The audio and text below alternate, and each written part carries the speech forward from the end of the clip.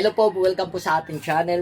Kanina po galing po tayo sa Divisoria at Quiapo at namili po tayo ng mga keychain dahil ngayon po it's Friday. May bazaar po tayo sa Concentrix Mega Mall Bazaar ngayong gabi. So magdamag na naman po tayo magpupuyat at magtitinda, maghanap buhay tayo. So ito po ang aking pinamili. Iba't ibang klase po yan. Ayan. Isa po sa mga mabenta ngayon itong mga kitchen. Ayan, no. Tsaka pa ID, ayan po, no. So aayusin natin ang ating mga paninda. Kumuha na rin ako ng medyas, half shock, ayan, no. Ang babae, ay nakikita nyo po.